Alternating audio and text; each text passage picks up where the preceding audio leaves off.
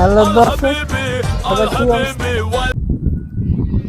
আমার তো দেখে মনে হইতেছে যে শরীরের কন্ডিশন ভালো না। দুপুরে রোদের ভিতরে, ঠাড়া ভাঙ্গা রোদের ভিতরে আসছে জঙ্গল ভিতরে বসে রয়েছে। এটার একটা কারণ আছে দর্শক। আমার যাওয়ার কথা ছিল সৌদি। হ্যাঁ, বেশ ভালো কথা, আমার সব রেডি কাগজপাতি, আমি সৌদি চলে যাব। তা আপনার মনে করতেছেন যে আমি সৌদি যাবো, তাহলে আমি এই জঙ্গলে আসছি কেন? এটারও একটা কারণ আছে দর্শক।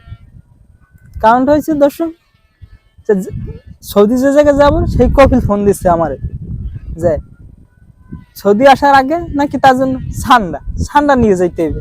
তার ছোট ছেলে আবদার, সে ঠান্ডা খাইবে। সে বলতে আছে যে ইউর কান্ট্রি পিপল ঠান্ডা অ্যাভেলেবেল। কিন্তু দর্শক, আমি তো ঠান্ডা কি সেই জিনিসই জানি না।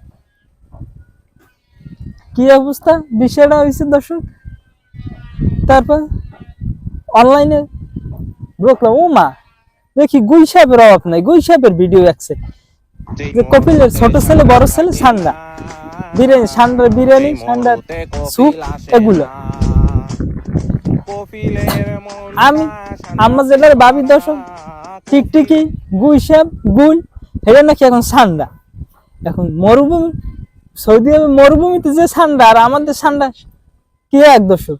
এখন আমার কপিল বলতেছে যে সৌদি আসার আগে তার জন্য ঠান্ডা নিয়ে যাইতে, কি একটা ভোগান্তিতে। এই দুপুরে ঠাড়া ভাঙ্গা রোদের ভিতরে সবাই খাইয়ে রেস্ট নিতেছে, আর আমার সকালে তো আমি এই ঠান্ডা খুঁজতে আমি একটা টিকটিকি দেখলাম দর্শক, 3 হাত মাটির উপর উঠে বসে থাকি। ওই টিকটিকি যাওয়া না পর্যন্ত মাটিতে স্পর্শ করিনি। আর আমার দ্বারা কি সম্ভব দর্শক ঠান্ডা দ্বারা? কি একটা অবস্থা। এই বাংলাদেশের অনলাইন প্ল্যাটফর্ম যত ঝামেলা সব আমার উপরে এসে পড়ে। এই কিছুদিন আগে প্রিন্স লায়লা আমার রাত্রে ঘুম হারাম করছে, এখন এই ঠান্ডা। আমার মনে হয় দর্শক সৌদি যাওয়াই হইবে না।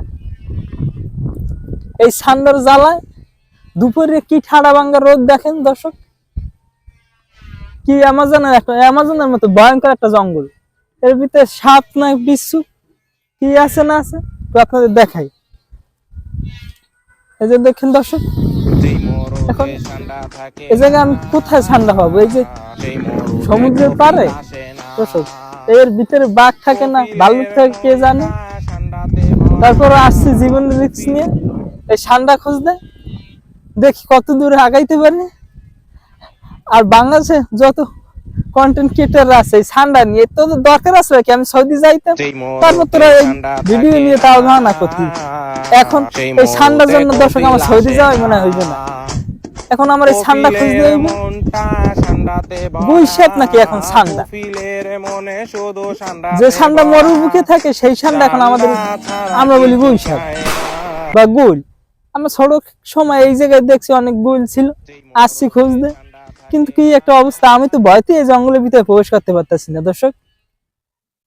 এই ঠান্ডার কিভাবে আমি খোঁজ পাবো? যদি কেউ কারো খোঁজে থাকে, সে তার আমি সৌদি যাতায়াত ভাড়া, ভিসা, পাসপোর্টের সব খরচ আমি দেবো। আমার কিছু ঠান্ডা দিন জোগাড় করে দেয়, তারপর আমার সৌদি যাইতে হইবে।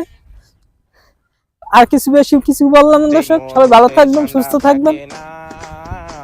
যেই মরুতে ঠান্ডা থাকে না, সেই মরুতে